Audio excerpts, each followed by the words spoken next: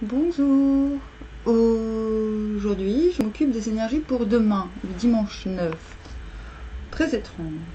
Nous sommes tombés sur l'hexagramme 4, la folie juvénile.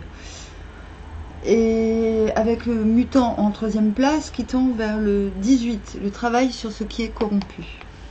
Je vais commencer par le livre 2. Tu ne dois pas prendre une jeune fille qui, voyant un homme d'airain, ne demeure pas maîtresse d'elle-même. Rien n'est avantageux. On ne doit pas prendre la jeune fille, car son attitude n'est pas conforme à l'ordre. Le trait est malléable et se trouve à une place forte, qui est en outre la place du passage du trigramme inférieur au trigramme supérieur. Donc le trait est malléable, ça veut dire qu'il n'est pas ferme. C'est pourquoi il ne peut résister à la tentation de s'oublier. Son attitude s'écarte donc de la norme. C'est pourquoi une relation intime n'est pas favorable. La correction de texte proposée par Chu He, qui lit prudente au lieu de conforme à l'ordre, est inutile. Bon, bref. Et je vais vous lire le premier livre maintenant, donc.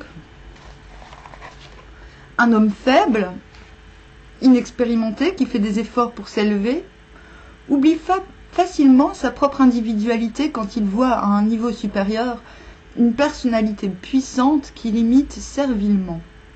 Il ressemble à une jeune fille qui s'abandonne lorsqu'elle rencontre un homme fort. Voilà. J'ai commencé par le deuxième parce que le deuxième peut paraître inquiétant et un peu obscur. Il convient de ne pas encourager un mode d'approche si servile. L'attitude inverse ne serait bonne ni pour le jeune homme ni pour l'éducateur. Une jeune fille doit à sa dignité d'attendre d'être demandée en mariage. Dans les deux cas, il est indigne de s'offrir et il n'est pas bon d'accueillir favorablement une telle offre. En fait, on vous dit demain pour dimanche qu'il y a que soit, en fait les deux, dans la folie juvénile, je vais vous faire un petit rappel, c'est les jeunes fous qui me recherchent. Ce n'est pas moi qui recherche le jeune fou, c'est le jeune fou qui me recherche. Et là, on vous dit que dans le sens où vous avez le choix d'être à la place du maître, qui répond une fois et qui après envoie bouler, ou vous avez le choix d'être le disciple, entre guillemets, qui doit apprendre à ne pas être importun. Et là, on vous dit, soit vous êtes dans la situation où quelque chose de malléable vient à vous, et c'est à vous de ne pas vous laisser flatter, entre guillemets. Il y a quand même une idée de tentation, et c'est renforcé du fait que l'on aille vers le 18, le travail sur ce qui est corrompu. Donc je ne sais pas s'il s'agit d'une situation antérieure qui vous revient à l'esprit, en tout cas il y a l'idée que quelqu'un vient de manière intéressée et risque de nous flatter, ou soit que l'on aille vers quelqu'un, non pas pour son individualité, mais si, pour son individualité, mais qu'on limite de manière servile. Il y a une idée de perte d'individualité, en fait, demain. D'où, voilà, je trouve ça intéressant quand même de vous sortir ça. C'est-à-dire que c'est une... Il y a l'idée de tentation, d'être tenté par quelque chose de pas très consistant, en vérité. C'est plutôt comme ça que j'ai envie de tourner la chose. Voilà. Le travail sur ce qui est corrompu. Le travail sur ce qui est corrompu possède une sublime réussite. Désolée, j'ai remis mes appareils, je suis pas très... j'ai un petit peu du mal à m'exprimer. Le travail sur ce qui est corrompu possède une sublime réussite. Il est avantageux de traverser les grandes eaux. Avant le point de départ, 3 jours. Après le point de départ, 3 jours. Cela veut donc dire qu'on est en période de préparation afin de réparer. C'est-à-dire qu'on est en train de se préparer à réparer quelque chose. Puisqu'on se trouve là devant un état de choses qui laisse désirer, En fait, il y a une situation qui s'est corrompue. La situation contient en même temps ce qui est nécessaire pour y mettre fin. Donc, le travail sur ce qui est corrompu. Ce qui est corrompu par la faute des hommes peut être réparé par le travail des hommes. Ce n'est pas un destin irrévocable, comme à l'époque de la stagnation, mais une conséquence d'un mauvais usage de la liberté humaine qui a causé l'état de corruption. Donc, ce mutant 3 peut très bien ne pas vous regarder, mais regarder quelqu'un que vous connaissez. C'est-à-dire, peut-être voyez-vous quelqu'un qui se laisse abuser, quelqu'un de malléable qui se laisse abuser, quelqu'un qui abuse les autres par sa personnalité. Vous voyez ce que je veux dire? Quelqu'un de votre entourage qui vous fasse réagir en vous disant il faut réparer ce qui est corrompu. Vous voyez? C'est peut-être vous, c'est peut-être quelque chose en vous aussi, quelque chose qui laisse à désirer, et sur lequel il mérite d'intervenir. Si le travail d'amélioration a de fortes chances de réussir, c'est qu'il est en harmonie avec les possibilités de l'heure. Il faut seulement éviter de reculer d'effroi devant le travail et le danger, symbolisé par la traversée des grandes eaux, mais les empoigner énergiquement. La réussite a toutefois pour condition préalable la réflexion correcte. Cela s'exprime dans la sentence avant le point de départ, 3 jours, après le point de départ, 3 jours. On doit connaître les causes qui ont provoqué la corruption avant de pouvoir y remédier, d'où la préparation. D'où attention à l'époque qui précède le point de départ. Il faut en outre veiller à s'engager de façon sûre dans la voie nouvelle, de manière à éviter la rechute, d'où attention après le point de départ. À l'indifférence et l'inertie qui ont provoqué la corruption doivent se substituer la résolution et l'énergie pour qu'à la fin apparaisse un nouveau commencement.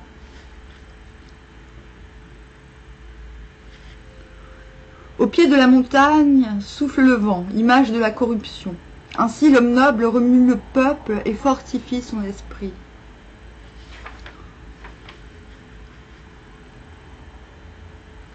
Quand le vent souffle au pied de la montagne, il est refoulé et gâte les plantes. Cela réclame une amélioration. Il en va de même des dispositions et des modes de mauvais aloi. Elles introduisent la corruption dans la société humaine. Pour écarter ce mal, l'homme noble doit renouveler la société. Les méthodes à employer pour cela sont également empruntées aux 2 trigrammes du cygne. Donc le doux, le vent, Swen, et l'immobilisation, la montagne.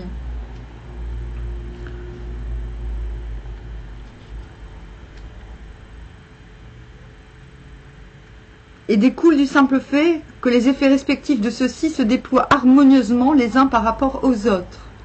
Le sage doit mettre fin à la stagnation en remuant l'opinion courante, comme le vent agit en remuant les êtres.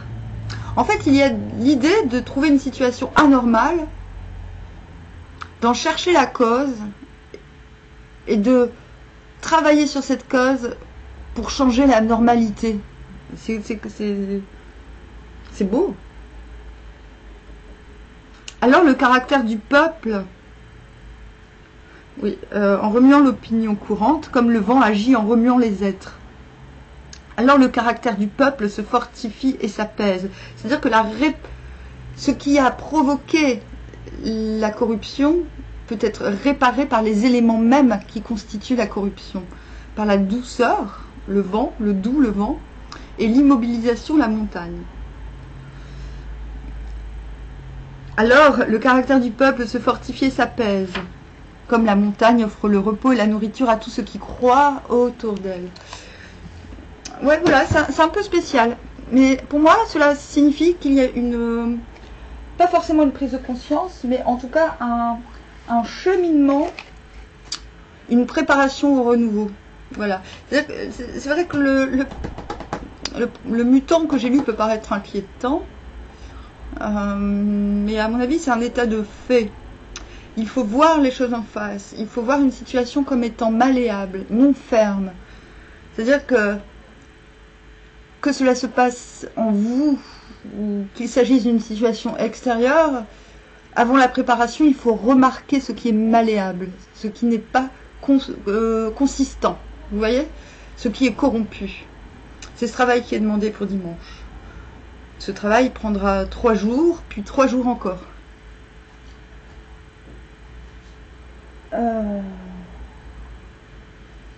Non, je vais continuer avec mes petites antiquités. Je vais tirer une rune. La rune du dimanche. Mais je vais donner plus d'explications au fur et à mesure.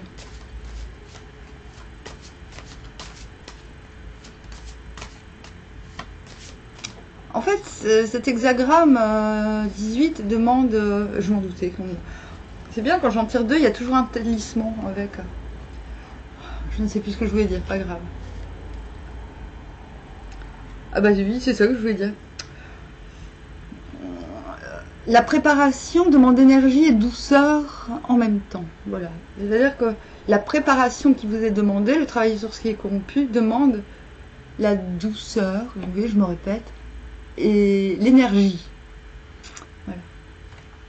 Donc nous avons ce talisman. Winjo. Donc c'est le petit devoir du dimanche. Vous prenez une carte ou un bout de papier, puis vous écrivez sur cette carte Winjo, W-U-N-J-O. Et vous écrivez donc, en dessous de cette rune, apporter la joie et le bonheur, favoriser l'harmonie dans les partenariats, établir des relations familiales harmonieuses, favoriser le travail d'équipe. Donc ça, c'est un talisman. C'est pas ce qui vous attend tout de suite, c'est la préparation. Alguise. Bon, désolé, hein, elle est pas nette, hein, elle est pas nette cette canne. Présentation. Protection. Signification terrestre. Protection, assistance, avancement, persistance. Signification spirituelle, esprit tutélaire, intervention divine, mysticisme. Alors, je vais prendre le bouquin. Alguise.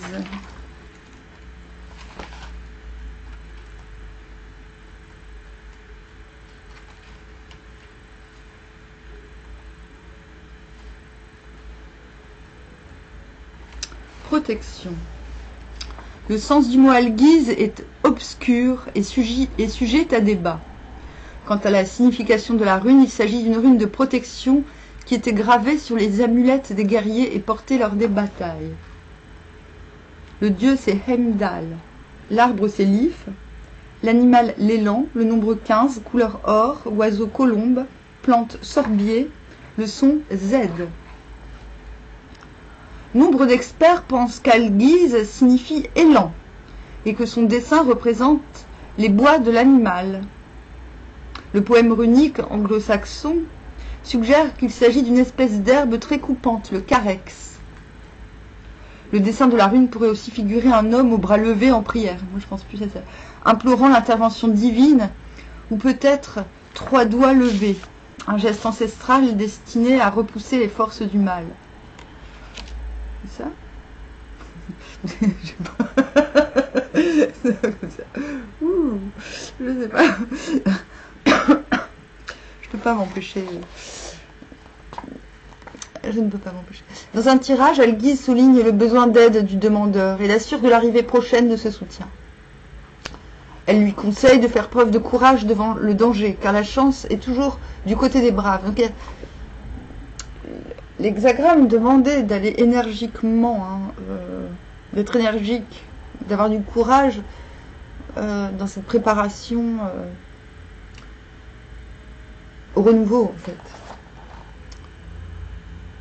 Elle peut également annoncer qu'une offre risquée est prometteuse, merci, ou qu'un pari a de bonnes chances de réussir. Ah, d'accord. Ah, à condition de ne pas commettre d'imprudence. Et bien là, oui, merci. Là, on comprend mieux l'hexagramme 3, qui nous demande de nous méfier d'une certaine concupiscence. On nous demande de ne pas nous laisser tenter par la personnalité de quelqu'un. C'est-à-dire quelqu'un pourrait nous intimider. On nous dit surtout pas. Voilà. Il ne faut pas être intimidé, même si quelqu'un semble influent, entre guillemets. Olguise nous rappelle, ça ne veut pas dire, mais par contre, elle dit, mais justement, ça ne sert à rien de se jeter sur le premier ou la première venue, entre guillemets, parce que de toute manière, le succès est promis pour trouver pour trouver des bons partenariats. Et c'est pour ça, je vous ai dit, ça c'est pas maintenant, c'est pour ça qu'il faut le faire maintenant, le talisman. Olguise nous rappelle qu'il faut toujours rester en alerte pour, quand un danger s'approche, réagir et prendre de bonnes décisions. Le courage n'est pas l'absence de peur, c'est la volonté de continuer même quand on est terrifié. Je ne dis pas que vous êtes terrifié, mais le danger dont parle le Yi King, c'est ça. C'est-à-dire que devant quelque chose de corrompu, nous pouvons être terrifiés par la tâche à accomplir pour la réparation. Vous voyez ?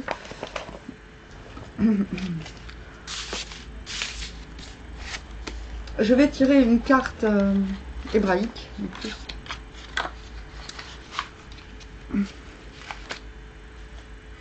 C'est moins mystique, cela paraît moins mystique que ces derniers jours, mais faut prendre. Je pense que la préparation est à prendre comme une sorte de...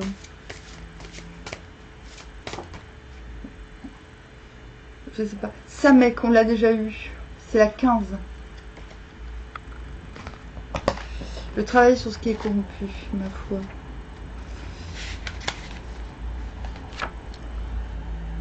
Une halte est nécessaire pour se ressourcer, reprendre des forces. C'est ce que j'allais dire en fait. C'est-à-dire que la préparation peut être une sorte de vacances de l'esprit. On agit sur ce qui est comme un ménage. C'est comme un ménage. Voilà. Il faut enlever ce qui n'est plus, ce qui ne marche plus. Prendre conscience que l'on est en sécurité, protégé et soutenu par le divin. Ça fait partie du travail. Voilà. C'est-à-dire, ce qui est corrompu vient du fait que parfois l'on a pris des décisions sous le joug de la peur.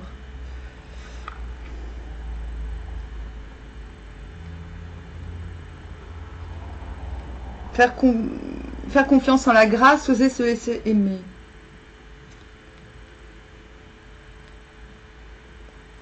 Samek représente cet amour qui ne demande rien, qui nous offre simplement son soutien, sans rien demander en retour. Cette lettre solaire toute ronde est un havre de paix, un nid de tendresse, où l'oiseau fatigué ou blessé peut se reposer pour guérir et reprendre des forces. À mon avis, c'est de ce type de préparation dont nous avons besoin pour passer à un renouveau. Maintenant... Exactement. Samek est lié au symbole de l'arc-en-ciel. Comme si une nouvelle alliance était... Peut-être pense-t-on qu'une nouvelle alliance est nécessaire pour passer un nouveau cycle. Mais on vous dit qu'avant de trouver la bonne alliance, il faut se raffermir. Il faut enlever les côtés en soi qui sont corrompus. Et je viens de trouver, en fait, ce qui a provoqué la corruption, je fais un peu le travail à votre place, c'est la peur. Voilà, parfois, c'est le fait d'avoir fait des choix par sécurité ou par peur de manquer. Quelque chose dans ce genre. Donc, cette vacance, cette préparation, cette halte, j'aime pas le mot vacances, cette halte ne manque pas d'énergie, parce qu'il faut énergiquement se débarrasser de ce qui entrave le renouveau.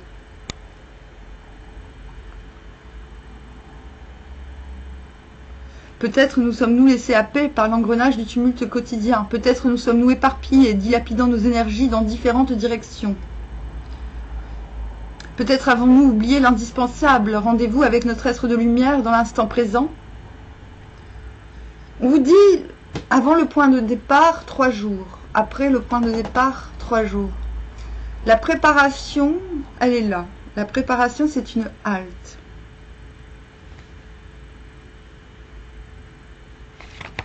Je vais quand même tirer les cartes. Après, bon ben, je préfère faire confiance ces prochains jours. Voilà. C'est-à-dire, je ne peux pas en dire plus. Je pense que le message est déjà très clair, qu'on a pas mal d'indications.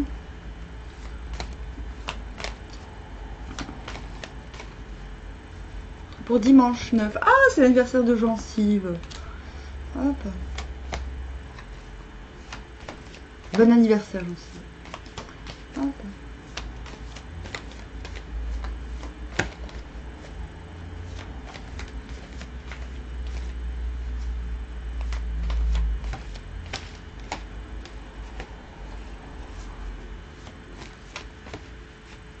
Ah, mais c'est...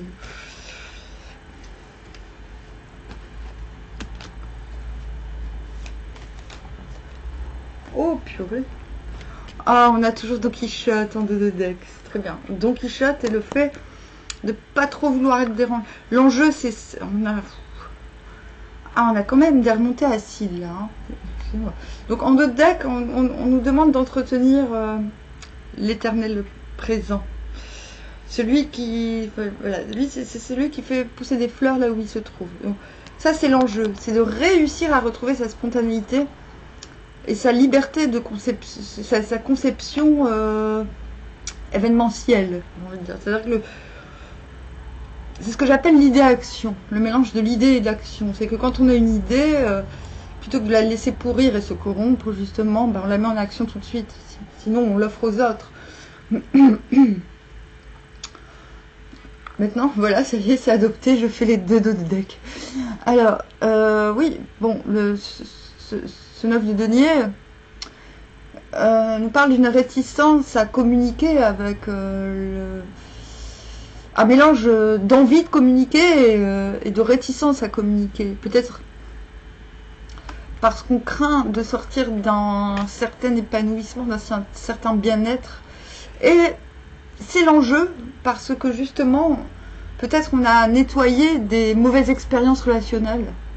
Du coup, cette carte nous encourage d'une part à accepter les relations, mais d'autre part à les accepter si elles nous permettent de garder cet épanouissement, ce travail. C'est-à-dire que ce travail de contentement, on nous dit qu'il peut être mutuel, mais que c'est pas très sûr, qu'on n'en est pas très sûr.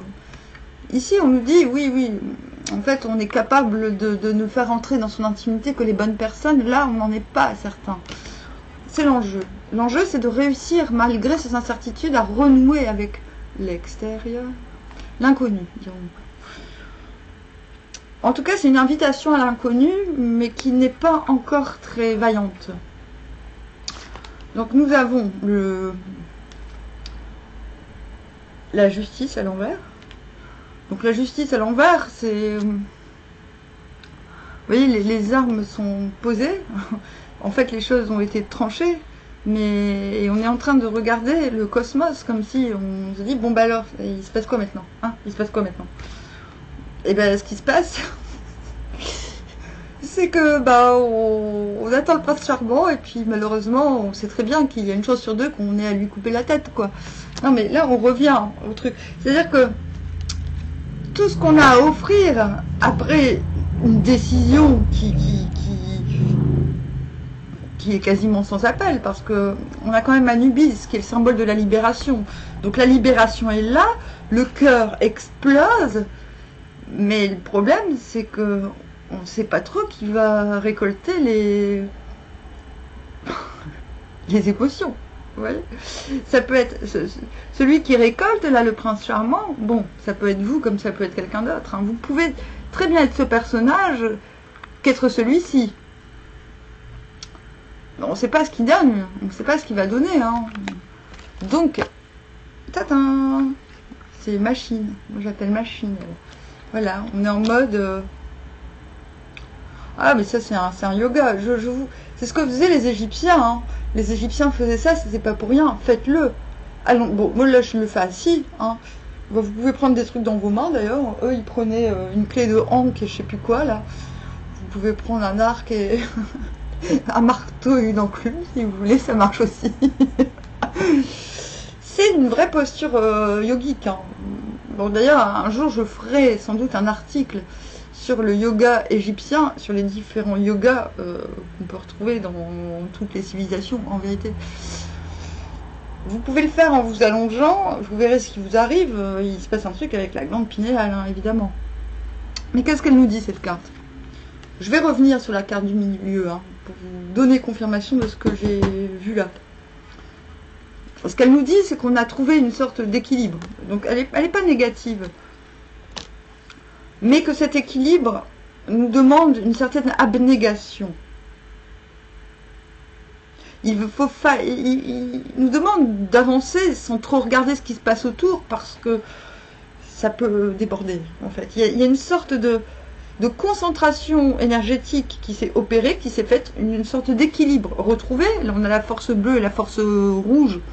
Bah, on a en gros la passion et le mental qui s'unissent pour notre propre concours.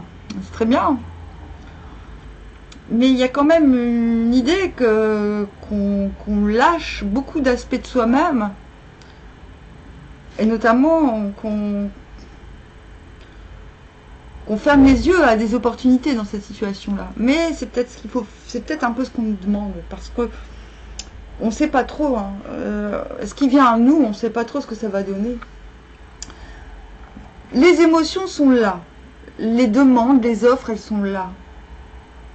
Mais il faut vous demander, cette carte vous demande ceci, elle vous dit, ce que vous offrez, est-ce que vous êtes capable de vraiment le donner? Posez-vous cette question. Et ce que l'on vous... Ça, c'est si vous êtes ce personnage. Et si vous êtes ce personnage, demandez-vous cette question. Ce que l'on me propose, est-ce véritable? En fait, la réponse... Cette carte ne vous donnera pas la réponse. Et j'ai pas envie de vous la donner parce que... On le voit, l'enjeu n'est pas là. L'enjeu, il est là. C'est de retrouver la magie de Don Quichotte. La magie de l'instant présent. Mais cette carte nous dit, ben, on est prêt quand même à fermer les yeux sur des opportunités pour terminer un certain travail. Peut-être savourer une libération, quelque chose qui permet à nouveau de s'épancher. À mon avis, c'est quelque chose qui vient de se passer, ça. Quelque chose de récent. Voilà. Donc je ne sais pas quoi dire d'autre, hein, ma foi. Je ne sais pas quoi dire d'autre. Tout colle avec le tirage. Il y a une volonté certaine de ne pas reproduire certains travers, ou certaines erreurs, certaines choses qui ont mal tourné, qui ont mené à la corruption. Les cartes montrent que vous y parviendrez absolument. Sur ce, je vous dis à bientôt. En plus, mon téléphone sonne.